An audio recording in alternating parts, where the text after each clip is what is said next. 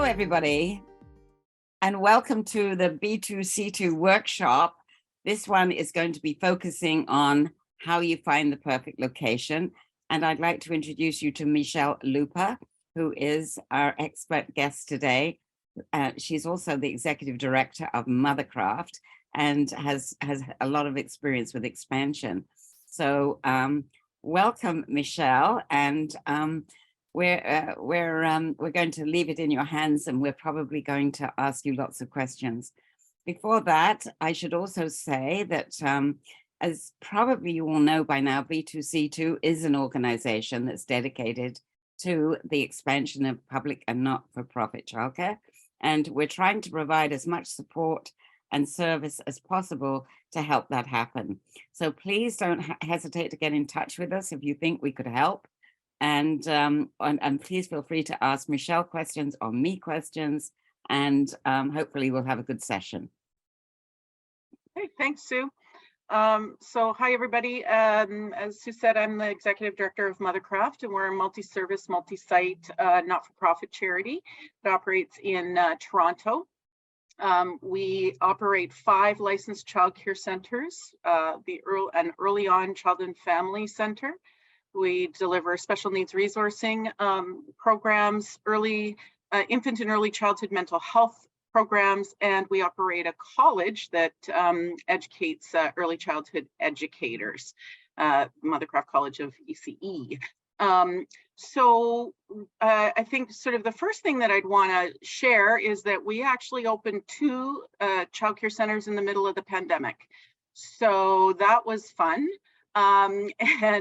And although we didn't have to choose the location, those were centers that were awarded through the City of Toronto's request for proposal process, and were part of development, which that the city has oversight for through both the planning department and children's services and other departments around priorities that they have as a municipality. So I can talk a little bit about that in a minute. But Mothercraft also has a strategic plan in place, which includes an ambitious agenda for expansion of some of our key services, including our childcare operations. So we've actually been looking for prospective sites, both pre-pandemic. Obviously, nobody was going to open houses in person anyways during the pandemic. But we've started back up in some earnest now that things are getting back to normal. So there's a few things that I thought I could offer in terms of how we approach that process, some of the things to think about, and some considerations that you all might want to bring back to your boards of directors when you're looking to actually expand and get the endorsement of your board to be able to move forward. So first I thought I might start with CWOC has changed everything. I mean, so the type of search that we were doing pre-pandemic was obviously being driven by Mothercraft in the context of its strategic plan, and very much something that we had to think about all of the parameters, all of the considerations, and factor those into what recommendations might be brought forward to our board, taking into account the city's planning process as well. So, so certainly it was part of our thinking to be looking at locations that not only we knew demographically had children in the target age group, had perhaps some other demographic profile characteristics that were important to Mothercraft. So for example, we were looking to move into some neighborhoods that were underserved, where there were lower income families, where there were more vulnerable families who might need or want access to childcare that wasn't currently available. We also had to think about the viability of the business, and then of course those critical considerations around the city's role as a system manager, and would they be willing to enter into a subsidy agreement or extend our subsidy agreement with us? Would there be any capital money potentially available because it was a priority neighborhood? And so that sort of helped us to guide where in the city we might look.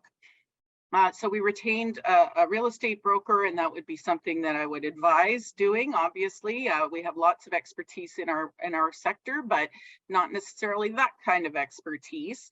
But you need to be prepared for, they don't know our business. In the same way we don't know theirs, they don't know ours. So it's really important to prepare yourself with what are the licensing criteria going to be in terms of a physical space, so that you can share that with them. And what we did is put together a one-pager for our real estate broker saying, this is what the requirements are of the space: a minimum amount of square footage, minimum amounts of windows, has to have can't be higher than the second floor of a building, needs access to an outdoor space, all of those specifics. You can renovate the interior of a building, but you need to know that the physical structure is capable of the type of renovations that you would need, and that it would have all of the various criteria required under the Act to be able to be licensed.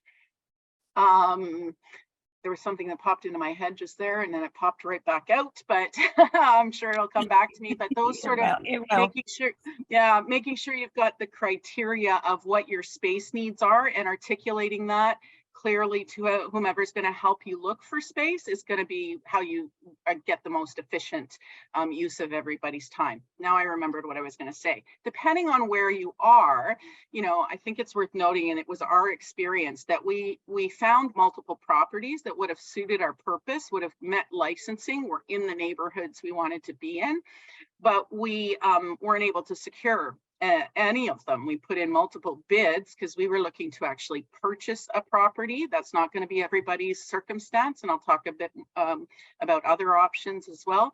But if you are going down that road, you have the ability to access resources to get a mortgage. First of all, that would allow for greater stability, because it's your property. You don't have to worry about escalating lease costs. You don't have to worry about sort of changes in a neighborhood that the landlord decides we want to change usage, and when your lease term comes up, you're out. And so what we came up against was competition from property developers. So it was the condo developers. And so those became some of the really difficult struggles, because we don't have the kind of deep pockets that those kinds of folks do. And given the kind of square footage that you might be looking for, and the footprint, most importantly, there was competition with those sort of mid-level, mid-sized condo developers when we went in with bids. So that was sort of our pre-COVID experience. The other experience that we had was, as I started out saying, we opened 2 centers during the pandemic, both of which were the result of a competitive process initiated by the city. One was in a school, the other was in a rental apartment building. And so that sort of leads to some of the things to think about in the context of a rental or a leased space arrangement, whether it's driven by your municipality or not. There are bylaws in many municipalities about social purpose use. So when a development is being considered and building permits are being negotiated with whomever, whether it's a condo developer, a rental developer, a shopping mall developer, who knows, many municipalities have requirements within their bylaws for social purpose use when they're going to make any kind of modifications to the planning criteria for the developer. And so many municipalities for many years have made childcare one of the social purpose use priorities, and that's what we were able to benefit from. So we actually secured a space in an apartment building where the childcare was part of the construction, which was awesome. So they covered all of the costs, or most of the costs, but we did, and the city negotiated the lease, but we had to actually work through all of the details of taking possession, setting up operations, and then ultimately being able to open our door. So, and then in the school board, it's a similar thing, and some of you may have some experience with that. So just sort of, and then of course there's also the option of you going out and finding your own leased space, which we have done as well.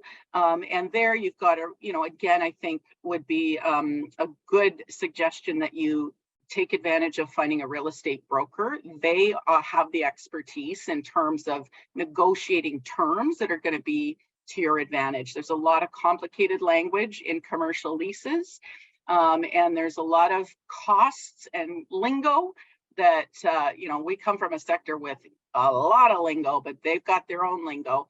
And so there may be things that are included in a lease agreement that you're not fully, wouldn't fully understand what it means and the implications. And then, you know, sometimes that has costs associated with it. So I think getting a broker to even act on your behalf when trying to secure a leased property would be of benefit. So, so I thought I would next talk about what's sort of the process for planning and identification. That's sort of a pre-COVID and pre-CWELC overview of our experience, some of the things that I would offer.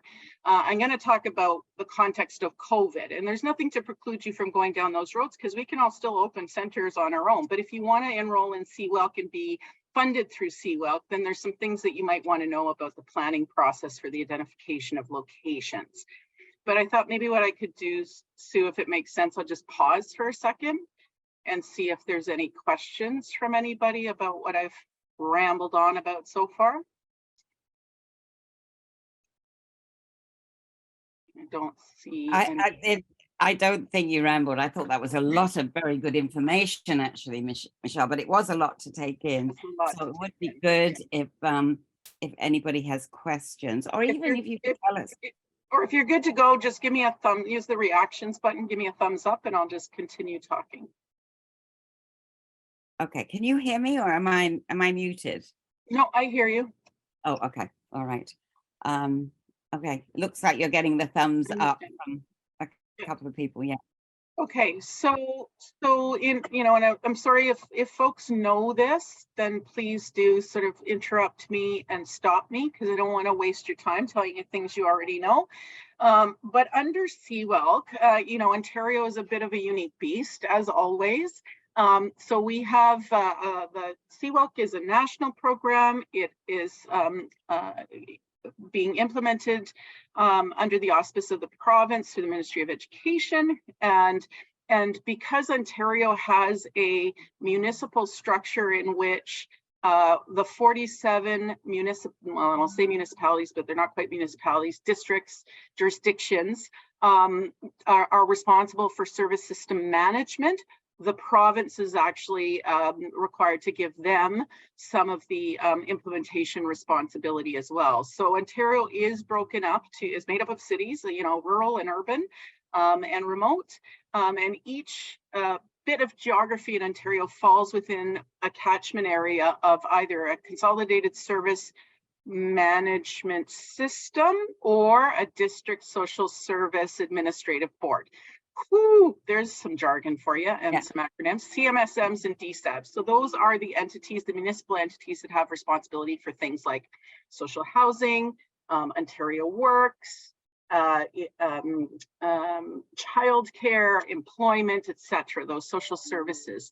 So the province has required that the CMSMs and DSABs take their implementation guidelines around the priorities that the province has set for expansion of childcare under CWELC, utilizing the CWELC monies, for each of those municipal jurisdictions, those service system managers, to create a plan. They were required to submit those in early January, if I remember correctly, so that the province could review what they were proposing as a municipal system manager for the use of their expansion dollars. So you may already also know that the province identified they set targets for each municipality in terms of the number of expanded spaces that each of them should target and would receive funding for. So the municipalities had to come up with their plan, say if we have 200 new spaces in XYZ municipality, we propose that, and here are the provincial criteria of things we have to consider, things like underserved areas, vulnerable populations, racialized populations, Indigenous communities, etc. They had to make their plan and say where they would focus expansion. So those are with the ministry. They're being reviewed right now and apparently going to be approved any minute so that then each municipality can move forward with its actual implementation of expansion. So why does all of that matter? Because your municipality is going to determine in large part where you can expand if you want to participate in CWELC and access those dollars to be able to expand your childcare operations. I don't think they're going to tell you the exact location, but they're going to tell you the broad neighborhood that they have prioritized and how many spaces are going to be available and what their process will be for you to be considered as an operator. So, you know, if you know your community, you understand what the provincial guidelines are, and you have any kind of prior relationship with your municipality, you may be able to tease out how they're going to approach this. If you don't, that's okay. They're going to tell you, or I would recommend that you reach out to them to get a sense of, can you tell me anything about where your plan is going to prioritize expansion, even just in general terms. They won't want to give anybody advantage over anybody else by giving too many details until they're ready to make things public, but they may be willing to say, well, you know that we have 10 communities that are childcare deserts in our city. And so you could surmise that those might be areas we're going to look at. So that would just give you a little bit of a heads up on where you might want to start thinking and looking. Each municipality will obviously take a different approach too. Some of them will do a very, they'll oversee a very, you know, detailed process for how competition will be handled. Others, I know, I can tell you, have said, we're not going to do much of a competition at all. We're going with existing operators and we're going to approach them and ask, are you able to expand? Could you take this many new spaces if we made them available to you? And then some jurisdictions have decided they're doing nothing right now. So you have a multitude of approaches happening depending on what the municipality's target numbers were as identified by the province of Ontario, what their own internal readiness is for expansion, and what their processes will be. So those are going to look different in each jurisdiction. Some municipalities got huge numbers, so they need to get started right away. Others have very low numbers and they're saying, you know what, we're not going to do anything just yet. Let's wait and take a bit more time. And then some are, you know, fall in between. Some will do entirely competitive processes. Others will have, as I say, sort of we're going with existing operators only. And so, you know, if you're not certain about what your municipality is going to undertake, I'd suggest, again, a phone call won't hurt. They'll know at this point what kind of process they're going to engage in. And if you're keen to be part of the expansion of CWELC, just make sure that you've got as many of those details as you can. Okay. Negotiating access to space is one of the things I think we said we would touch on, as well as municipal bylaws, some things about costs and contingencies. So I'm going to sort of start with, you know, this notion of negotiating access. I think, you know, now is the time to be thinking outside of the box. And I've just spent the last 2 weeks traveling around to a couple of conferences, very lucky me, one of which was a global conference, the other of which was a provincial conference. Childcare was the focus of the global conference entirely, and the provincial one, it was a huge part of the focus. And what I took away is just how incredibly creative people in our sector can be. And so, you know, you may know that there's lots of really interesting advances and programs being developed in the early learning space. I visited a center an organization earlier this week that is doing an entirely outdoor childcare program every day of the week, all the weeks of the year, with the exception of extreme weather days. The kids are outside in the forest with their teachers doing curriculum every single day. So in those instances, thinking about how do you negotiate space? Well, they actually negotiated with it was actually up in Ottawa, the National Capital Commission, to get access to a park, dedicated space outdoors in the forest, where they can deliver a program for children that is really quite special and fabulous.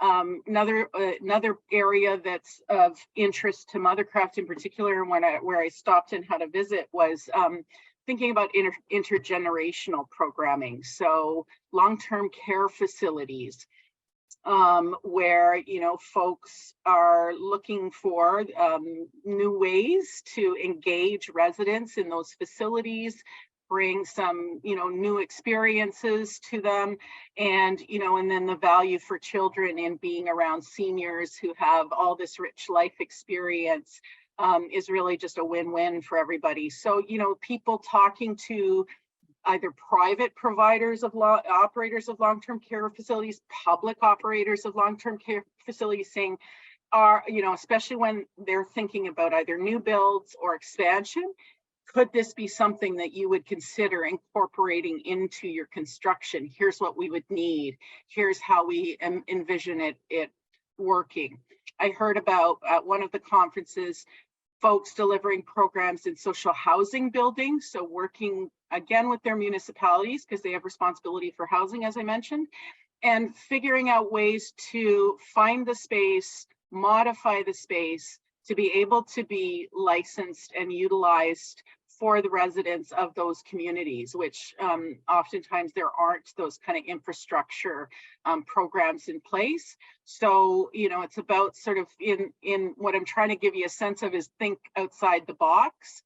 I think workplace childcare centers are going to be, a lot of employers pre-CWELC, we're facing some workforce shortages. It's just gone off the charts now. So they're trying to figure out ways to entice prospective employees to come work for them, and more importantly, stay with them. And so thinking about where there may be large employers in your community who may have an ability either to make space available or custom build a space, there's a win-win there for them as well. Again, you have to think about your municipal planning context, but I think that if you've got an innovative idea and a willing partner, sometimes a municipality would be willing to rethink perhaps some elements of their plan. So, I think that there's some real opportunity to really engage with employers to ensure that to facilitate the expansion of CWELC and get you the space you need, and maybe even for free is what I would be saying. Like, there's a huge value add to have a childcare facility in a workplace. There's research that's been done about retention rates of women in workplaces where on-site childcare is offered. And of course, it fulfills your mandate as a not-for-profit childcare operator to just be able to reach more children. So, a few of the things to consider when negotiating, I mean, it can often be daunting and intimidating. I had to negotiate with Brookfield at one point in time. So if any of you know the name Brookfield, they are one of the largest, if not the largest, property management companies in the world. They own everything in this city for sure, and in most cities around the globe, sort of office towers, residential. They are huge, and they both own properties and manage properties on behalf of other owners. And so it's intimidating when you got to negotiate with an organization like Brookfield.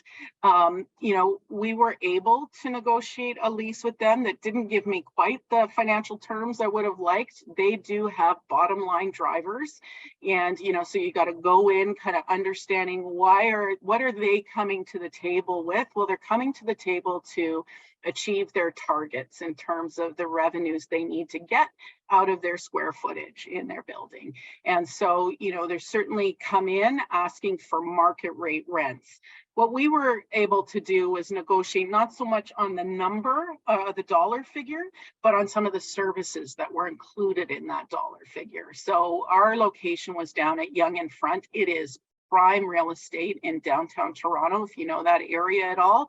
It's a stone's throw from Union Station, and it's right above the Hockey Hall of Fame. So it's a very high traffic, very high demand property. We've operated a childcare center there for 30 years. We had a lease that was part of a development deal under the municipal bylaw that required social purpose way back in the 90s, but the lease came up for renewal and suddenly we went from free rent to we got to pay market rent. So that was a big shock, needless to say.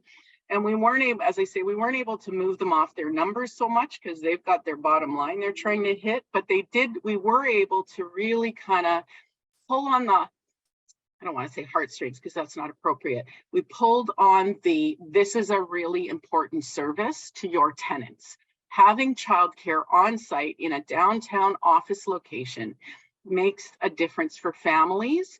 They don't have, a lot of them are working out in Oakville, if you know Toronto, and I'm sorry if I'm making references that aren't familiar, but out in the suburbs, they've got to, if they have to drop their child out there, then get into the city, then come to work, then leave early enough to get back to the childcare to pick up on time.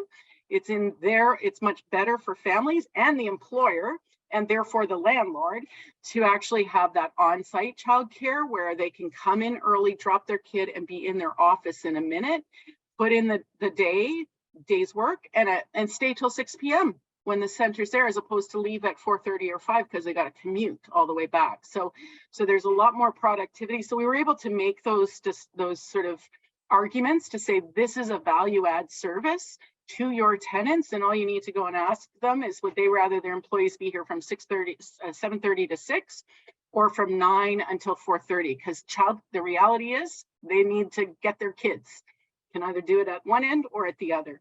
So thinking about sort of what the advantages are for the stakeholder, the landlord in this instance. And then we were able to say, look, we're a nonprofit charity. We don't have a lot of money. Our money comes from our parents. Now it'll be coming from the Fed, so it's a slightly different conversation, but there's still limited resources. And we are a nonprofit. We're trying to maximize every dollar to better serve children and families. So what can you do for us in terms of parking spaces? What can you do for us in terms of maintenance costs? What can you do for us in terms of the security? All of these components of leasing a space that would normally be things you have to pay for, we were able to get them to say, yeah, we can we'll clean your space. You're not going to have to pay for the cleaners. You can call in for some minor repairs. We're not going to charge you the hourly rate. We'll sort of work through together what constitutes a more capital repair versus, something that we can just ask our guys to come in and fix for you. We got free parking spaces. We got free, access for parents to come in and drop off for those who don't necessarily work in the building. So it's little things like that, getting creative. It's hard to move them off their bottom line because they have targets, they got revenue, revenues they got to achieve. Sometimes though, there is the social impact argument to be made. Say you're a private business, we understand that you've got these drivers that you have to either achieve a certain profit level or pay your shareholders or what have you, but we as a nonprofit have are doing more than just operating a business here. And so for you, this should be part of your corporate social responsibility, perhaps, to think about, subsidizing the rent, giving us a little bit of a break on all of the utilities and stuff, wherever they can find some wiggle room to be able to reduce what you have to pay. My mother always said it never hurts to ask. The worst they can do is say no. So I would go in with that mindset of here's who we are, here's what we have to offer you, here's what we would like to get from you, and let's talk about what is going to meet your needs and our needs. So I feel like I've been talking a lot again, so I'll take a pause. Let's see if there's any comments. I'm curious to hear if anybody else if this is resonating. I know I'm sort of speaking from a Toronto-centric, that's where I'm located, and it could be very different in other jurisdictions. I do think that relationship building is foundational to the work we do in early learning, and it's what we're really skilled at. And so bringing that to all of these interactions, whether it's a landlord, whether it's a real estate broker, whether it's, a municipal partner, whomever, just use those skills to your full advantage. I have a question. Can you hear me? Yeah. Oh, you can. Good. I'm not sure whether I wasn't sure whether I was muted or not. Given you're a charity, were you able to mobilize your charitable status to give tax receipts I to the? tried, the short answer is no. I tried. I tried that Yeah. real hard. And the reason it didn't work for us is we were negotiating with Brookfield, as I mentioned. The actual owner of the building at Yonge and Front, and folks may or may not know this, is OMERS, the pension plan, Oh, yeah. the provincial pension plan, and Ontario Municipal Employees Retirement System, or something like that. So it's the all of the municipal workers across Ontario, I think, are part of OMERS. So it didn't work for us because OMERS is a nonprofit. So technically, as the landlord, they didn't need a charitable tax receipt from us. They said we can't use it. So I wasn't able to work that to my advantage, but it's an excellent point, Sue.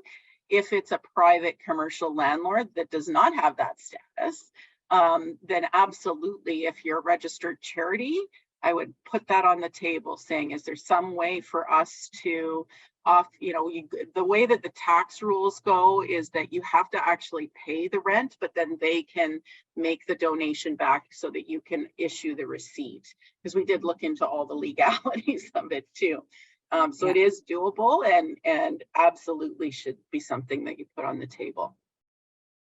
One other question, which you may be getting to, but one of the drawbacks of this the provincial program is the amount of money that they are offering for the development of new spaces. As you know, it's what most people, even the province calls it offset funding. They don't call it capital funding, they call it offset funding. And it's only $90 a square foot, which most people say is really startup money that will get you equipment and maybe a bit of a playground, and that's it. So have you thought at all about how what that's going to mean in terms of being able to locate in some of these wonderful places? Yeah, I think it's a huge issue. I was going to get to sort of some of the stuff around financing, because there's a lot of challenge for us as nonprofits around accessing funding. My own view is if you can secure, if the preferred option for opening a new center and expansion would be to purchase your property, especially if you're in an urban center. And here's why, and I'll just use a Mothercraft example again. The inflationary, costs of real estate in big centers, but even it seems everywhere you go, are significant and will, when you're leasing a property, the drivers for the landlords is just to get as much money as they can. And today that may be you, and Seawelk may be enticing to them because it's a stable revenue stream. But at some point, if something else comes along or the markets go crazy again, they'll kick you out in a heartbeat if they can get more rent, right? So my own 2 cents and some of my advocacy with the province has been that we need to have options for purchasing property. It's going to retain the public investment over a longer term.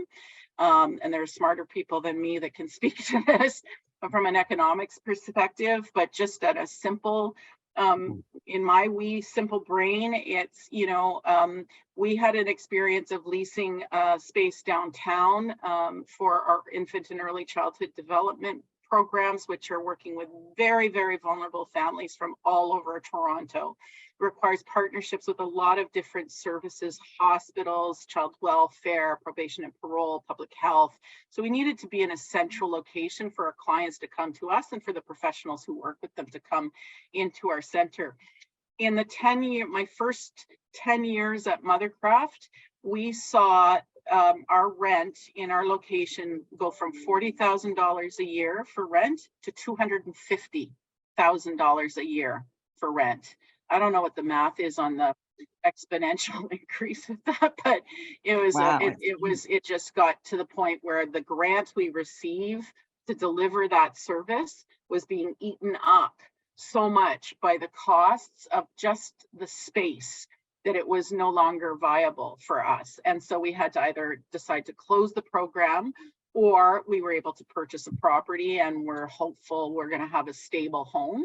And so, you know, childcare, it's the same sort of concerns I have and considerations. So the advocacy that we're doing is around sort of ensuring that there's real capital dollars attached to CWELC. So those dollars that you talked about, Stu, are not major capital dollars. You're not allowed to use them for bricks and mortar.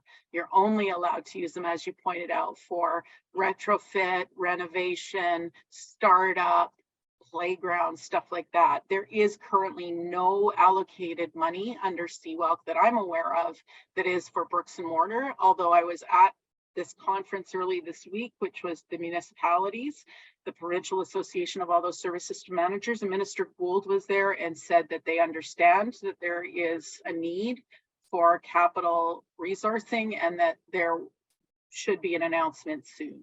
So whether or not it's going to be the announcement we're looking for, I don't know. But all of us continue to advocate that there's got to be dollars that are attached to bricks and mortar, as well as the renovation and the startup costs associated with making a space appropriate for childcare service delivery. The other thing we're advocating for is, shockingly, I just learned this in the last couple of weeks. So there is a fund in Ontario called Infrastructure Ontario that is capital bricks and mortar money that the province makes available for certain identified service sectors and businesses. And amazingly, childcare is not on that list. So we do have a fund that Ontario has earmarked for capital investment in the economy, the provincial economy, but it at this point in time doesn't include childcare. So a bunch of us are going to start beating that drum about, and I will encourage all of you to do that as well, are beating the drum of we have to be included in the eligible projects for eligible sectors for projects under Infrastructure Ontario. The other piece that keeps getting raised is that as nonprofits, the hoops that we have to jump through to be able to secure mortgages is significantly, or can be significantly higher than if we weren't nonprofits. And I'm not entirely sure why it is that the financial institutions have put those sorts of limitations in place, but it is a reality. And so some of the networks that I'm involved with, and I'm sure you're raising this too with B2C2, Sue, is that governments, both provincially and federally, need to work, and probably more so federally, because banking is regulated federally, need to be working with those institutions to say, you know, if an organization has nonprofit or status, it's irrelevant. That shouldn't be a criteria for saying you're too risky to issue a mortgage to. It should be the same criteria, which looks at, you know, financial history, you know, sources of investment or capital or revenue, all of those things, and, you know, look at us like any other business. Is, you know, are we a good risk? Are we a bad risk? Not this status that we have as corporate entities somehow inferring that we're riskier, because in fact, I would argue we're not. Many of us are very prudent fiscal managers. We have reserves, we have stable funding, and CWELC will be a stable revenue source for many of us. So we're also, you know, sort of trying to get government to figure out ways to make all of this easier for us in the places that they have some influence and ability to get movement. Well, one of the other things that I haven't pursued yet, but may exist outside of, well, maybe even in Toronto, but somehow we don't come up against it so much in Toronto as other places around the province. And that's the local service organizations. Sometimes they have both property and they have reserves or funds that they might be willing to invest for a social purpose like childcare. So it's always really good in your local area to maybe talk to your local councillors about what exists that that possibly could provide funding. And I've also wondered about whether any of the community economic development money around, like Northern Economic Development, and I think there's Eastern Economic Development and Francophone, there's lots of economic development funds, whether those might also be a source of funding. But we're hoping that by the end of this workshop series, we might have more ideas that are more concrete about funding, not promising, but that it's on the agenda for later. And if any of you have ideas, or you've come across ways in which to be able to secure funding, we would really love to hear about it. Mm-hmm. and be able to share it if that's possible. Mm-hmm. 100%. You know, I think I started out saying, you know, think outside of the box. I would bring that back for this conversation about how to, you know, that was sort of thinking about how to find a location and where to locate yourself. But I would say the same sort of holds true in trying to figure out how to pay for things, right? So, you know, there are private companies out there that do have social purpose objectives and targets, and who are looking to work with reputable nonprofits who want to see their communities thrive by expanding services like childcare. You know, there are in rural communities. When I was coming back home yesterday from the conference I was at this week, I traveled through some rural parts of Ontario and met with some folks who are actually involved in childcare in a rural setting, which is so different from my experience in downtown Toronto. And there's some really interesting things that can happen when you're in a small community, because everybody knows each other and they want to see everyone succeed and thrive. So, you know, there are opportunities, I think, to look and be creative about partnerships, about non-traditional allies, about sources of funding for those capital costs and those spaces and all of the stuff associated with being able to expand and open a new operation that people can leverage, that don't seem immediately apparent. But you know what? There's no stupid ideas. And what's the worst thing that people say? Again, no, that's the worst. But at least Absolutely. You asked and you tried.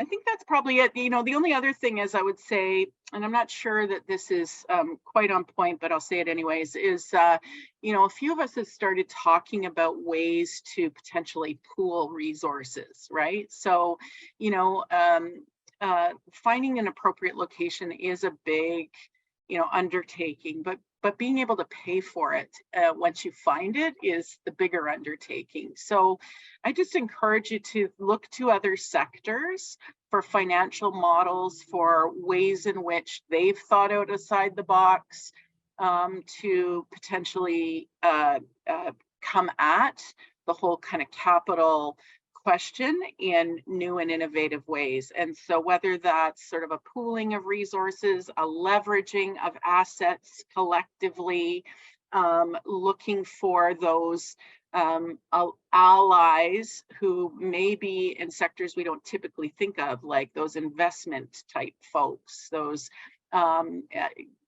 folks who have access to capital in ways we don't typically, you know, and just kind of having a conversation and saying, this is really exciting. It's historic. You know, I will say, when I was at the global forum, I was at the week before that, last week, you know, being able to, I felt so much pride, you know, as much as it makes me want to pull my hair out some days, you know, dealing with CWELC implementation, and I have more questions than I have answers. I felt so proud of our country that we're trying to do this, and that the money has been put on the table. Maybe not enough, maybe not allocated in the right spots, but compared to other parts of the planet, this is amazing. And we need to be, you know, celebrating and working our butts off to make it work. And I know you're all wanting to do that, and I'm certainly trying my best, but I have to keep reminding myself when I'm feeling sort of weighed down, especially on a Friday afternoon, by all the complexity associated with getting something like this off the ground, is that it's going to be worth it. Because once we've got it there, once it's in place, there's no taking it back. When you introduce something of this magnitude, no government, regardless of their stripe, can take it back. So we got to get it established as quickly as possible so that there's no chance that it could disappear on us, because so many of us, and my journey as an advocate has been about 20 years. Sue, I know you and Gord and Martha and so many others have been working on it for way longer. Like, this is monumental, and I'm so proud and grateful. So let's do this. That's where I'll stop. That's great. I also, actually thinking about that, Michelle, Kim and I had a really good discussion last week with the Association Québécoise de CPE, which is the Association of Nonprofit Childcare Operators in Quebec. And it's very inspiring to talk to them because, of course, they've had this system now for 25 years, since 1997. And so when they were telling us about how they have 90 projects that they're pursuing, and they have 100 staff on their in their organization, they have 20 project managers that are working on helping people support expansion in the way that we're trying to do with much more limited resources. It was quite inspiring. And so maybe we'll have to invite somebody from the AQC to come and talk to be in one of these workshops, because it is quite good.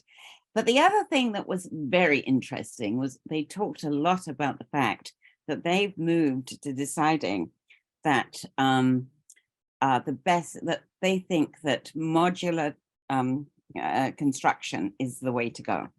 And they say that for 3 reasons. One is because apparently the quality is now really, really good. Secondly, it's a huge time saver, because when you're trying to prepare the land, it takes an enormous amount of time, especially if it's polluted and so on and so forth. So that whilst you're preparing this or doing site preparation, you can actually be doing construction. So it cuts the time down in half, and it's also cheaper. So they are big advocates for modular construction for new childcare, and then they're not seeing it as like the old-fashioned portables, but much more serious construction models, which you imagine they would have to have in Quebec because the weather there is worse than ours, So I thought that was really interesting. So we can probably learn lots from them about that too. But that you're absolutely right that in 1997, when they introduced the $5 a day childcare, and by the PQ government, and then in 2023, what's his name got elected? I'm forgetting, but he was the Liberal guy, and he tried to he tried to get rid of the $5 a day, and because it was so entrenched, there was just a massive response, and he was unable to do that. He had to back down and say, well, I'll increase it to 7, but we'll keep it. And then he did other things that weren't so good. But in general, the idea that once it's in place, Michelle, you're absolutely right. It's very hard to take away. Yeah. Okay, so I mean, I'd love to hear from those of you who are joining us today. Do you have any, what's it like in your areas? Do you have any thoughts about expansion? Is this something that you think you can take on, that are there specific things you need help with, or what's your experience been? If you feel like talking, and there's no pressure, I just would be interested if you want to say a few words.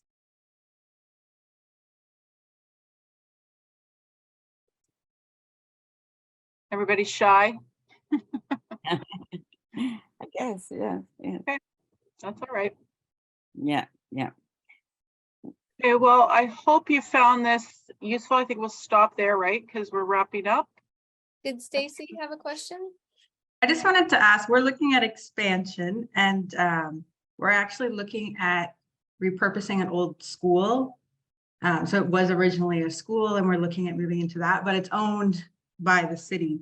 So we're kind of on just a particular demographic, families with children, or be much more fulsome in what it is that that particular community needs. Settlement, you know, the one that I was involved in ultimately ended up having settlement services early on, a health clinic, youth programming, all in this lovely physical space. It didn't end up in the school because it just went on for too long with all of the bureaucracies involved. But ultimately the hub did get created. A school would have been great for it, and that's something I might suggest you think about and bring to the table to help them, you know, in their thinking. Right. Yeah, that's a great idea. Thank you. And And tell which them not to city are charge you you in? rent. If it's a public building and the city owns it, there should be no rent because it's a value add to the community, and it's augmenting what their mandate is, which is to deliver public services. So maybe you have to pay for water and utilities for your use at proportional share, but I would go in saying we shouldn't have to pay rent. This is an important service, and there's only one taxpayer. The taxpayer is, you know, paying for Seawalk, and you know, just transferring it to the municipality through rent doesn't make sense to me. Right. All right. Great. Are Thank you you. in the city, a Stacy, or Waterloo region. Waterloo? Right. Yes. Yes. That's great. So I have Um, another question in the chat. Go ahead. Aisha says, is there a website or resource that we can use to easily navigate to see where in the city locations are available for childcare, or do we need to go through a real estate agent? So at this point, the province has not yet approved all of the municipal plans for expansion. So you could certainly try calling your municipality and saying, can you give me some sense of where your priority areas are for Seawalk expansion, just general neighborhoods? They may or may not share that. You could certainly say, when do you expect to have the information? I don't know that they know that either, but if they do, they'll tell you. And then ultimately, I would expect that they all are going to put it on their websites once it's approved by the Ministry of Education. They'll release their plans, because everybody wants to know, how is expansion going to happen in my jurisdiction, whether that's year 1, year 2, or all of it at once. So I would watch I would make those calls to whomever you know at the municipality and ask them where you could find anything through their website, if it's available anywhere, or when it's going to be available. You know, you could go through a real estate broker. Here's one of the things that's happening. It's one of the downsides, I think, right now. It's a thing that worries me actually a little bit. Our broker, who we've dealt with for years, gave us a call recently and said, why am I getting so many calls from people wanting to know about have me find them childcare space? We said, well, have you heard of this thing called the new National Childcare Program? He said, yeah. Why do you think that they're all wanting to find childcare space? I said, well, you tell us. Are they all wanting to operate childcare? He said, no, they just want to buy up properties that'll be suitable for childcare. Yeah, So, you know, it's a bit worrying. Having said that, we can use it to our advantage to a certain extent, in that, you know, the real estate brokers really do know communities and the sorts of properties that are out there and available. If they don't know the criteria for childcare, you can tell them that. And so then they can start doing analysis for you about where suitable properties are. And then they can also do demographic analysis. So looking at those provincial criteria of what are the priorities for Seawalk expansion. So I mentioned it's, you know, underserved neighborhoods, low income neighborhoods, racialized neighborhoods, Indigenous communities. So those are all set out in a provincial guideline that's available through the Ontario government's website. So give those to your real estate broker. This is part of what they should be doing. They can then sort of take those criteria and say, what neighborhoods in our municipality hit all these criteria? It'll give you some sense of, because that's what the municipality will have done with their own data analysts. And so it may not be exactly spot on, but it will be generally right. because the criteria are the criteria. So they could then start to tell you, well, these are the neighborhoods that hit 5 of the 6 criteria. These are the neighborhoods that meet, based on demographics, hit 3. And then you can start to have a sense of where you might anticipate that your municipality is going to focus on expansion. But they are going to, presumably they're going to know the province committed to approve all of those expansion plans for each municipality by May. And, you know, we've heard that think they're on target, so it may not be till the end of May, but I suspect that they'll all have them back. And then so you can just be doing some preliminary contacting now, start to get ready if you don't quite feel like you want to take on that work with the real estate broker, and know that in a few weeks' time, you should have some sense of things. Yeah. Actually, I got from the province recently, I asked them for this, and they actually did come up with it, which is an inventory of all the provincial buildings. And we should put this on our website because it would be very valuable information, because then it gives you an idea. You can sort of go through it and pull out which properties are maybe in your area and to see whether there's any available, you know, empty space or not. And then also we should do this for federal and municipal properties, because it is true there's this mystification about where the locations are. But if we kept on top of these inventories, actually that would probably be very good. It's similar to the school boards. I mean, they're going through the process right now of deciding which schools they're going to close down, and they're supposed to be offering cities the first dibs on well, they've got actually a hierarchy of organizations that they offer them to first. But if we know that there's a school that's closing down that's in one of those priority neighborhoods that would be suitable for maybe a community hub, then this is probably a good time to be able to go and express those interests. And then the other thing that's also going to be happening, as well as the province coming back with their confirmation of their targets, is that all of the cities or the regions or the CMSMs and DSABs are going to have to go to councils, their local councils, with these proposals, because they've got to obviously get local approval as well as you know, get the approval from the province. So that's another process that you can certainly get involved in if that seems like a good idea, which it often is. The more you insert yourself in the picture, the more they notice you and they think, you're somebody we want to work with. You're obviously engaged in the process. So keeping your eye on that sort of stuff is a very good idea. Okay, any more questions? Well, we are going to put this has been fantastic, Michelle. I really want to thank you very, very much. It was really enlightening. I'm sure everybody enjoyed it. Because there was just so much information and it was really so sorry, useful. maybe too much. I do have, you know, the gift of the gab. What can I tell you? You have a very good gift of the gab, yes. But no, I think it was very clear and straightforward. But maybe we're going to do feedback forms, are we, Tara, and find out what people think, and then we can learn some lessons. At the very end of all of the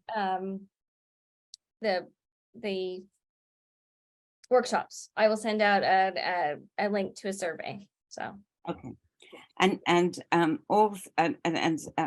getting very complimentary reports here saying great information, thank you so much, and thank you, etc. So I think people were appreciative, Michelle. I think they appreciate your gift of the gab. Yes. Thank you. I'm really delighted to have been able to be here, and I wish everybody good luck with all your important, exciting work, and you know, be fun to see how it all plays out. We're part of history. I'm excited. Yes, that's great. Yeah, thank you so much. Okay, and we hope we'll see you all at the next one. I think we're talking about staffing next. The next one is getting and keeping staff, and it's on next Thursday at 2 p.m. That's the 18th. And you can check out and register by going to our website at b2c2.ca/workshops. And yeah, we hope to see you all there. It's free again. Yeah. Thanks Bye very for much, now. everybody. Thank you, Okay. everyone. Bye. Take care. Bye. Bye.